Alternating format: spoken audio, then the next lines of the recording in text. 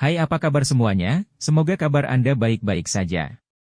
Terima kasih karena sudah memberikan support dan juga kesetiaan Anda untuk membangun channel Codot Film. Yuk kita lanjutkan alur ceritanya, sambil siapin kopi dan cemilan, setting suara volume full. Gasken. Malapetaka. Ekspresi bersemangat tanpa sadar melonjak ke mata Xiao Yan saat dia melihat teratai cemerlangnya mengambang di lautan api. Tidak ada lagi yang disebut origin Qi yang tersisa di benua Do Qi saat ini. Ini berarti tidak akan ada lagi orang yang bisa maju ke kelas Do Di. Hun Tiandi telah memperoleh pil embrio di tier. Ini memberinya kesempatan untuk masuk ke kelas Do Di. Satu-satunya harapan Xiao Yan dan pasukan aliansi adalah warisan dewa kuno ini. Hanya ada dua cara tersisa untuk maju ke kelas Do Di benua saat ini. Ini karena hanya pil embrio di tier dan warisan dewa kuno yang berisi dua asal Qi yang tersisa di dunia ini. Warisan saya mengharuskan seseorang memiliki hati yang seperti batu. Selama ada satu utas pemikiran, seseorang tidak akan pernah hancur. Detu Shi Ancient God memandang Xiao Yan yang bersemangat. Dia tersenyum tipis dan menjentikan jarinya. Teratai api yang cemerlang itu perlahan mendarat. Akhirnya, itu digantung di atas kepala Xiao Yan. Xiao Yan menghirup udara dalam-dalam. Dia dengan cepat menenangkan dirinya. Semua gangguan telah dihilangkan dengan tekadnya. Bas! Teratai api memancarkan kilau yang aneh. Setelah itu, perlahan turun dan langsung menembus kulit Xiao Yan dan mendarat di dalam pikirannya. Bang! Tubuh Xiao Yan segera memerah setelah teratai api masuk. Energi tak berujung yang menakutkan yang menyebabkan seseorang terpana menyebar di dalam tubuhnya dengan kecepatan yang menakutkan. Dalam sekejap mata, pembuluh darah di dalam tubuh Xiao Yan telah membengkak. Rasa sakit yang hebat menyebar ke seluruh meridiannya. Keringat keluar dari pori-pori tubuh Xiao Yan seperti aliran sungai. Tubuhnya juga menyusut berkali-kali dalam sekejap. Tubuhnya yang awalnya kurus telah menjadi seperti monyet dengan kulit di tulangnya. Rasa sakit menutupi wajah Xiao Yan saat keringatnya jatuh seperti air terjun. Rasa sakit yang hebat itu menyebabkan wajahnya menjadi sedikit terdistorsi. Detu Shi Ancient God menyaksikan adegan ini. Ekspresinya tenang. Jika Xiao Yan tidak dapat bertahan melalui tahap awal ini, menerima warisan tidak lain adalah lelucon. Tubuh Xiao Yan menyusut liar di dalam lautan api. Kedua matanya tiba-tiba terbuka saat ini. Matanya meledak menjadi sekelompok kabut berdarah. Bang! Kedua matanya pecah. Segera setelah itu, ledakan dipancarkan dari seluruh tubuh Xiao Yan. Selanjutnya, tubuhnya langsung meledak karena kekuatan yang mengerikan dari warisan. Detu Shi Ancient God mengernyitkan alisnya sedikit saat melihat ini. Sekaranglah saat warisan telah dimulai. Namun, jika Xiao Yan tidak dapat melakukan apa yang dia katakan, warisan tidak hanya akan gagal tetapi tubuh fisik dan jiwa Xiao Yan juga akan menderita luka yang sangat serius. Apakah saya gagal? Jiwa Xiao Yan melihat serambi darah yang menyebar. Dia bisa merasakan perasaan lemah menyebar dari dalam jiwanya. Perasaan itu memberinya dorongan untuk jatuh tertidur lelap. Namun, dorongan ini baru saja muncul saat Xiao Yan tiba-tiba terbangun. Dia sadar bahwa dia saat ini berada pada saat yang sangat berbahaya. Jika dia hanya tertidur, bahkan jiwanya secara bertahap akan tersebar di dunia. Tubuh fisik saya terlalu lemah. Saya tidak dapat menahan kekuatan warisan. Namun, sekarang tubuh fisik saya hancur. Bagaimana saya bisa menyerap energi? Jiwa Xiao Yan diaglomerasi menjadi gugus cahaya transparan. Dia saat ini dalam posisi yang sulit. Tanpa tubuh fisik, dia tidak dapat menyerap energi warisan. Namun, memurnikan tubuh fisik membutuhkan banyak langkah rumit. Di mana dia akan menemukan waktu untuk memurnikan tubuh fisik sekarang? Hati seperti batu. Selama ada satu utas pemikiran, seseorang tidak akan pernah hancur. Gugus cahaya jiwa berkedip-kedip dengan liar. Pada saat kritis ini, bagaimanapun, hati Xiao Yan yang agak cemas mulai tenang. Pikirannya mengingat kata-kata yang telah disebutkan oleh Tou Shi Ancien God dan sampai pada pemahaman. Gugus cahaya jiwa yang telah dia ubah tiba-tiba berkedip-kedip dengan intens saat hatinya mulai memahami. Ada cahaya cemerlang yang keluar dari dalam jiwanya. Jika seseorang melihat dengan hati-hati, orang akan menemukan bahwa ternyata biji teratai api itu mengejutkan.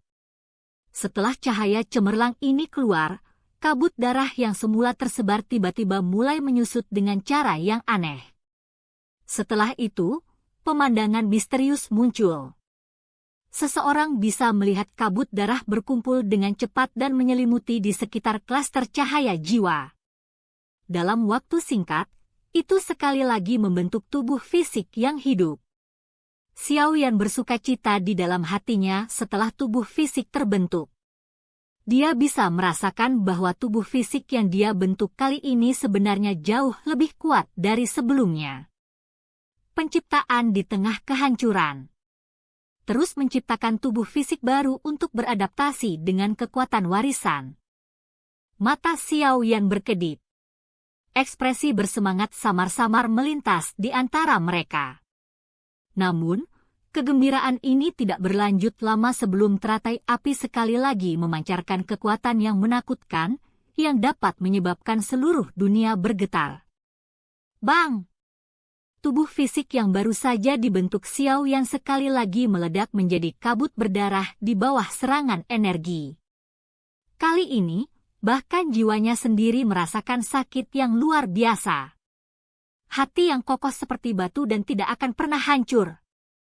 Xiao Yan tidak panik setelah memahami situasi di hatinya. Dia memfokuskan pikirannya dan tidak membiarkan gangguan apapun muncul. Kabut darah yang meledak sekali lagi berkumpul saat pikiran dan jiwa Xiao Yan tetap fokus. Dalam sekejap mata, itu sekali lagi membentuk tubuh fisik baru yang lebih kuat. Bum bum bum. Aliran suara rendah dan dalam yang terus-menerus muncul di lautan api. Tubuh Xiao Yan terus menggumpal dan meledak berulang kali. Seolah-olah telah terbentuk siklus yang sempurna. Senyuman muncul di wajah Tou Shi Ancien God saat dia menyaksikan adegan ini. Dia mengangguk lembut. Pemahaman anak laki-laki ini cukup bagus. Tak heran jika ia mampu mencapai tahap seperti itu di usia muda. Selain itu, aspek yang paling berharga adalah keteguhan hati dan ketekunan. Sepertinya misiku akan segera berakhir. Tou Shi Ancien God tersenyum. Nada suaranya mengandung perasaan samar dibebaskan. Waktu berlalu di tengah pelatihan. Tanpa disadari, 1 tahun telah berlalu dengan cepat. Xiao Yan telah mengalami kehancuran dan kelahiran kembali yang tak terhitung jumlahnya selama 1 tahun ini.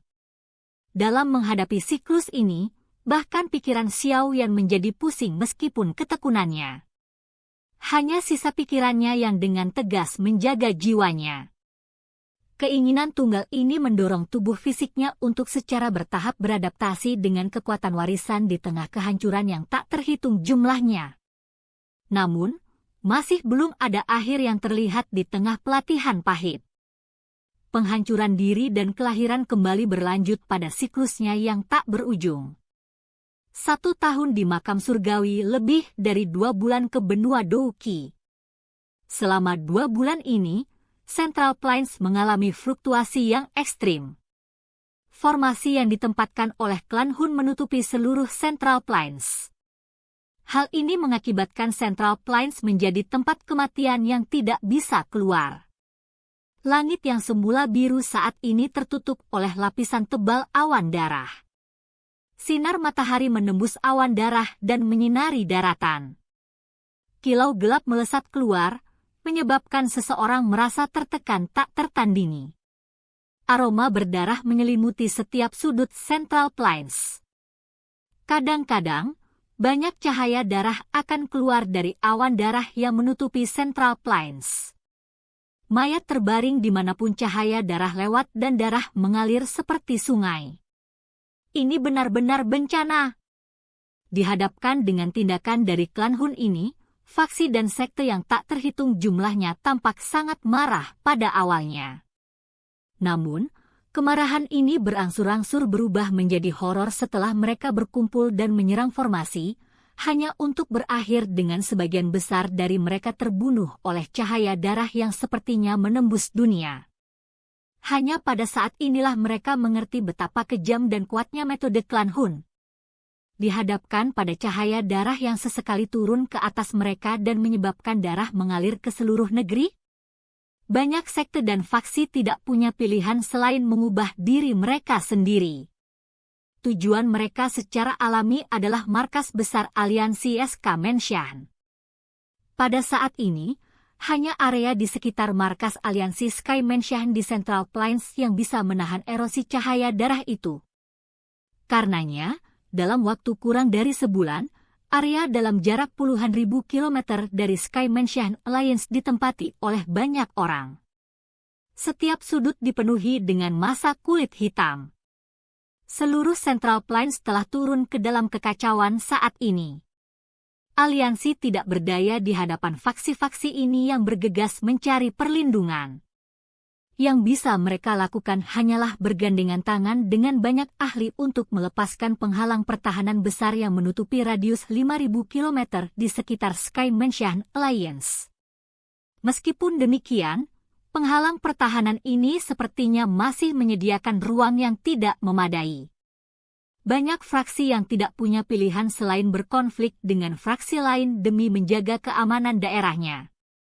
Mereka bahkan bertengkar satu sama lain, mengakibatkan banyak kematian dan luka-luka.